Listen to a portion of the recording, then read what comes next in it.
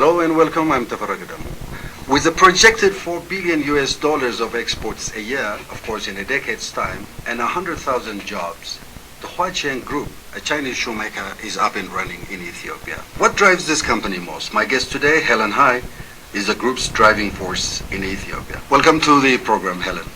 Thank you, Tafari. You are one of the many Chinese companies that have moved into Ethiopia. I would want to know why. Maybe I start to give you a little bit background of why we came here then. We first came here by the invitation of Prime Minister Meles last year September during his visit to China. It means you visited your facility in Guangdong? That's correct. We had a meeting with him in September.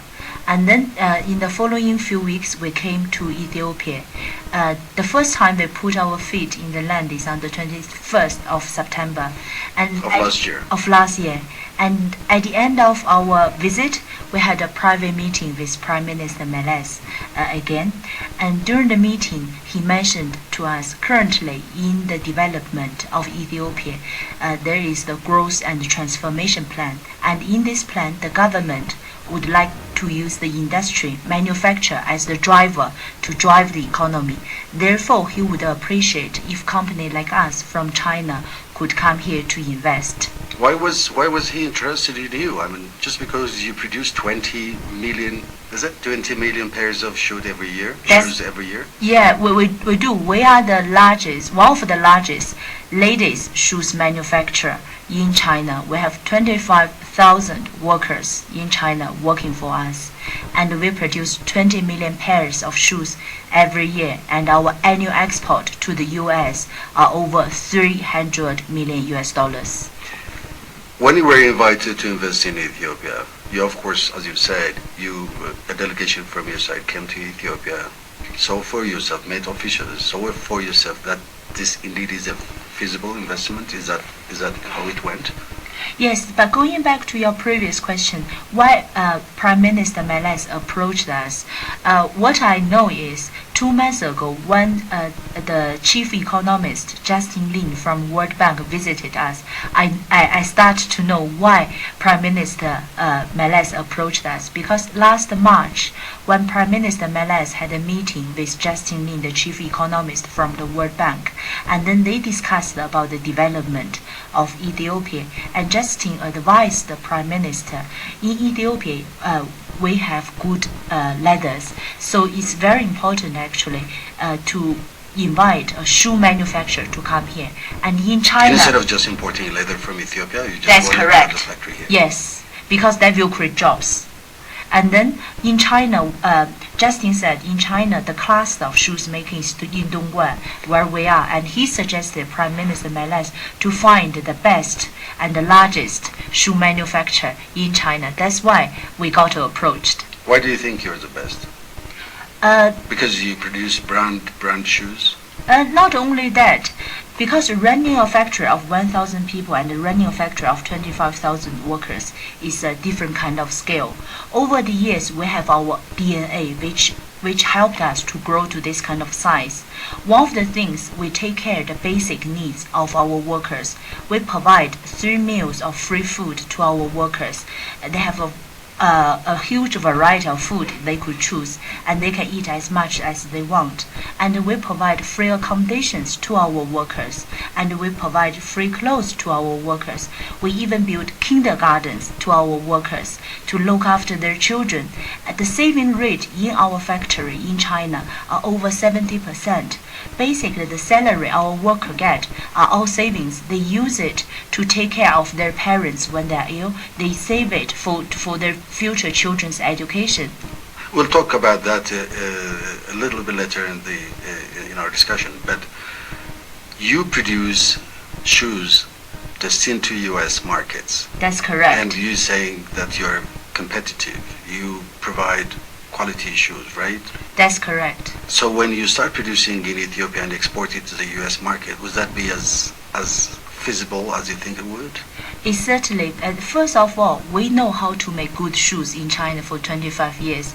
And one of the things here... But also, China is known for making bad shoes.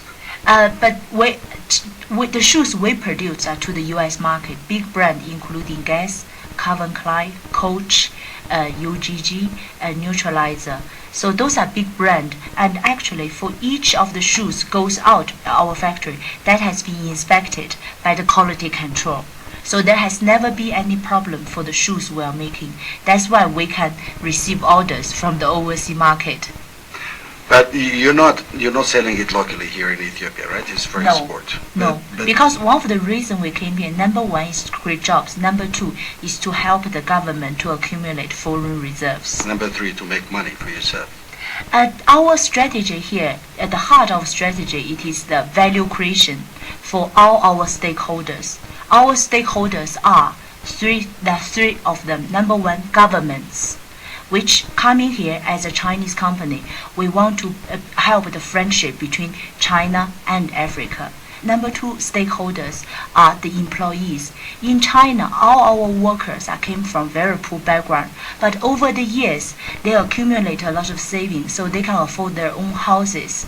Their children got looked after, so we actually let the company as a platform to help them out of poverty. So they are definitely the beneficiaries. And the last one is the company. In order for the company to fulfill the responsibility to the shareholders, we have to be profitable. And with being profitable every year, most of our profit actually will be reinvested in the business to create scale. Reinvest in businesses in China, in your business in China or here? In here. Okay. Yeah. Right now, you are operating from Dukan, right? Right now, that's correct. The reason we operated in Dukan, because during our meeting with Prime Minister last September, he set us a challenge. He said, I would like to wish to have a Chinese factory ready during the Africa Union meeting, which is in January. That has never done in the past for a company start operating within 3 months' time. That's the reason we choose the most convenient one, which is in Dukan. And I'm very proud to say we took the challenge on January the 5th. We started operation. 600 workers, 2 production lines, all brand new machines, and we produce shoes for the U.S. markets. How many shoes a day do you produce? Right now I produce about 2,000 pairs of shoes to the U.S. So that's what you sought to achieve, right? Yes. For the first few months. That's correct. How did you pick the 600 employees that you have? As of today, I have 810.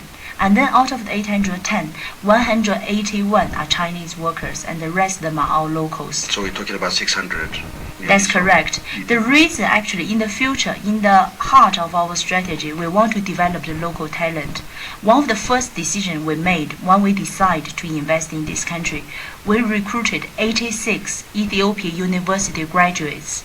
Despite the cost, we fly them to China to our training schools for 6 weeks, teach them how to make shoes. Now they are back to the factory, teaching others how to make shoes. So we want to develop the local talent. We want them to learn how to make shoes.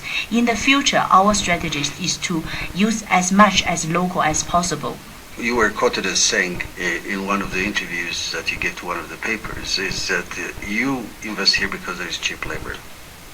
I think it's competitive labor. What does it mean? I think the price is certainly competitive with Asia, with China. Not paid for what they're worth, the laborers. Do you think that you feel that you're giving them the right salary, wages? One of the things I'm currently doing is to applying the fair trade certificate for my factory. The orders right now, I'm making the same shoes compared with the shoes in China. I have to take 20% discount because the trading company in the U.S.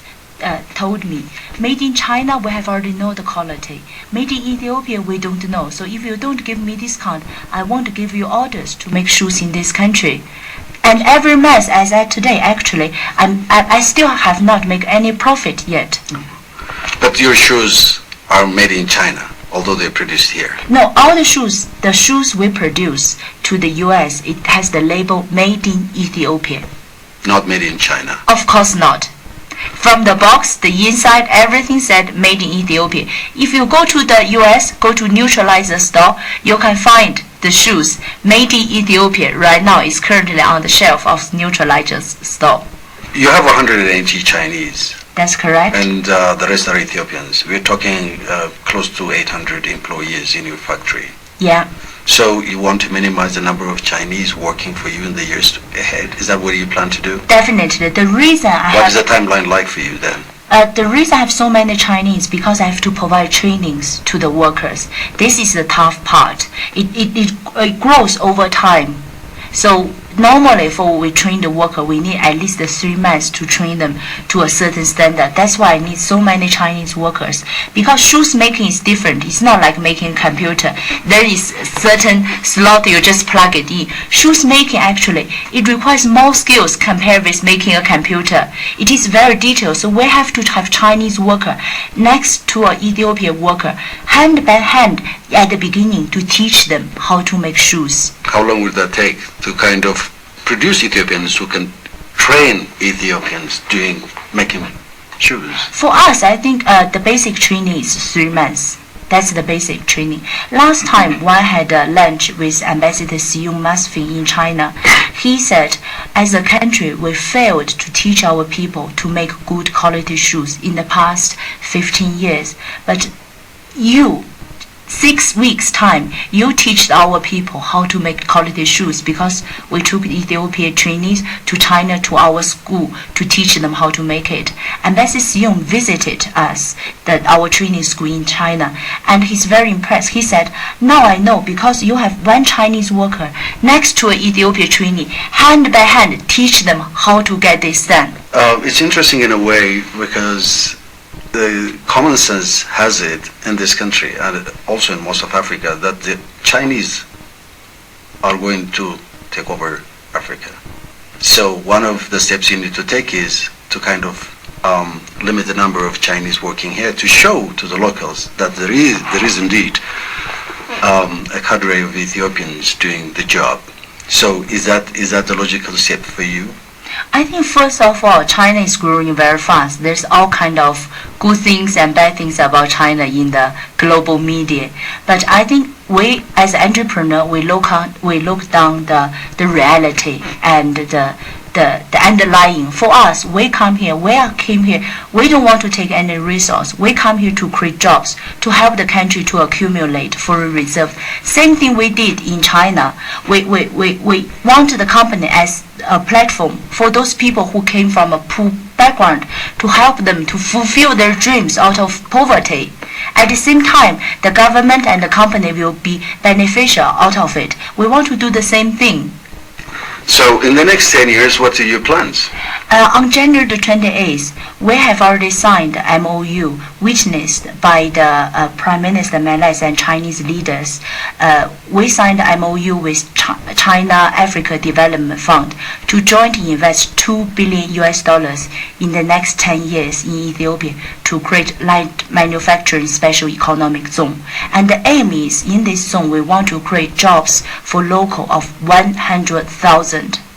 Locals? That's correct. So you're going to move from where you are operating now, which is in Dukem, outside of town, into Addis Ababa, where Labu area? Labu.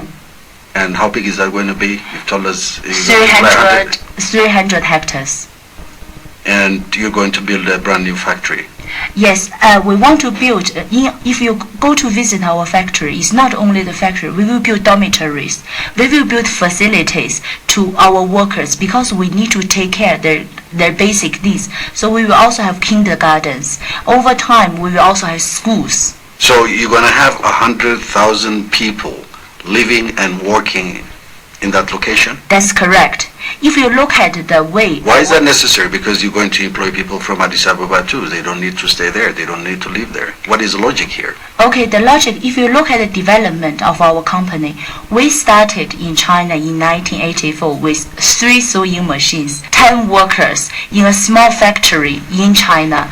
The first 10 years of our development, we only developed up to 1,000 people. Our real development came from 1996 when we moved to Dongguan, where the Chinese government decided they are going to build the cluster for shoes making. That's we really develop. Each year we add 2,000 people. So within the 5 years time, we reach the scale of 10,000 already. So we know by us coming here, being one company, we don't have to do that. We could just build one factory in China. We don't have to come all the way. The reason we come here, we believe the shoes making industry has to shift, and Africa could be the next place, and we want to build a cluster of shoes making. We want people in the world thinking about shoes making. They think about Africa, they think about Ethiopia, they think about that cluster in Addis Ababa. So everything related to shoes people can find in that zone. We think that's the real development. That's why we want to come to Ethiopia. That's our vision. And then you're going to have your employees live and work in this 300 hectares. That's what is going to happen. That's correct. What is the management style here? Because you wanted to control the workers, you want to instill some kind of discipline. Because the way I've seen and visited your facility in the morning, there's a number of the workers chanting and singing and so on. And I've seen banners in your factory which emphasizes, which demands a degree of discipline, commitment to work, and so on, all these banners. You seem to be quite a militaristic institution. Do you agree? In a way, I have to say, for a country to go through industrialization process, the fundamental, which is very important, is the industrial mindset. We started in 1984. At that time, a lot of Chinese small factories started at the same time, but we become the largest. Why? Because largest and successful, is that what you said? Yes, that's correct. Why? Because we have the industrial mindset. In here, it is very well known. Africa offer low-cost labors, but at the same time, it attached with the rumors, it offer low efficiency. But from my point of view, the efficiency has two components. The first component is the ability to learn. The second component is continuity with consistency. So the first component, after training 86 Ethiopian workers, I don't know about other things, but I can tell you, for shoes making, they learn as fast as Chinese. Some of them are even better than our average Chinese workers. So for the ability to learn, they are very good. But why people say Africa offer low efficiency? Because the continuity with consistency. Some of the factory I visited here, the day the owner gave them a salary to the workers, 25% of the worker disappeared the next day. And then after 15 days, they spent all the money, they came back to the factory again. This is typical lack of discipline and teamwork. So that's why you give marching orders every single morning? Exactly. It's a constant reminder of what they have to live up to, what they have to do in the course of the day. Exactly. They have to train their mind to have a discipline and also to understand how to do the teamwork. That's why this training is very important. And there is no democracy in your institution? Of course not. It's an order, and that has to be kept. That has to be realized. But we have regular reviews with the employee to understand what they want. One of the things right now I'm asking my management to do is to use one word when they deal with local workers. It's to ask them, what can I do for you? Every day I want my management to go to the workers to ask them, what can I do for you? So I want to know what they need, because at the end of the day, we want a win-win situation for everybody. And as I mentioned to you, the heart of our strategy is to train the Ethiopian. In the future, we want Ethiopian trainees to become in the management of this company. I've already started the first management trainee of the Ethiopian workers in my factory. So currently they don't go home. In the evening after work, they are taking management classes. They are learning Chinese. And then we start to give them management responsibilities already. You say 25% of the factories that you visited, 25% of the employees leave, the following day, the following week? But some of other factories, not mine. No, not yours. But yeah. You've been in the business, 3 months now? You started? We started January 5th. So you cannot talk of a retention rate in your company because it's too early to guess. But I think that also there is 3 things. Number one, the military, the discipline training. Secondly, we take care of the basic needs of our workers. Right now, in my factory, I offer free lunch for our workers. They can eat as much as they can. So I take care of the basic need. While moving into a new location, I will offer accommodation. Right now, I'm giving free clothes to my workers. So I want them to know, working for us, the money they get are their savings. I want them to make the best of their money, and I want them to know the company really care for them. And thirdly, in our compensation scheme, we offer equivalent of 25% of the basic pay as the full attendance bonus. So if our worker come every day for the month, he or she will get this actual bonus. So we incentivize them to continue to have the discipline to work. In Japan, there is a famous saying, when Japan developed the industry, went through the industrialization process, they have a motto. They were saying, we sacrifice one generation, but we make our future generation, we make a great future for our generation. So are you on this end of the generation as a young Chinese? I think in my generation, I have experienced a lot of changes I never imagined in the past 30 years. And I truly believe the current young generation in Africa are going to experience changes they never thought about in the next 30 years. So, talking about your management style, Okay. you've also worked in the UK, right? Yes, I have. You grew and born and raised in China, also worked in the UK. Are you getting a mix of both onto the Ethiopian plate? I think definitely I went to UK when I was 17. So basically my professional training has been done in the UK. So that is why we are a Chinese company. But when we came here, we want to become an international company. That's why in the core of my strategy, I want to develop local talents. And I want to invite international talents to our management team. I'm currently also talking with FC. They are also keen to invest in the new development, in light manufacturing. So we want to bring international parties, and we want this to be an international image investment. We don't want it to be a pure Chinese investment. And another thing I'm sharing with you, I'm going to have a program which is to have 300 Ethiopian trainees, and I'm going to take them to China to teach them how to make shoes for 1 year. And I want them to live and work in my factory to understand the industrial mindset, and I want them to come back when the new site is ready to pass this mindset to the rest of the workers. This is one thing. Another thing, I'm also working with the Leather Institute and the World Bank. I want to have a training program in here which is open to young people in Ethiopia, so they can come to our factory to have a 3-month training. At the end of it, they will Start their own business. Yeah, at the end of it, they will get a certificate jointly issued by us and the Leather Institute, basic level of making shoes. So they have a choice. They can either work for me or work for another shoe factory or set up their own business. Because the reason we come here, we want to bring the skill of shoes making here. And you are here to stay. That's correct. Well, good luck, and thank you very much, Helen, for your time. It was a pleasure. Thank you. Thank you for your time.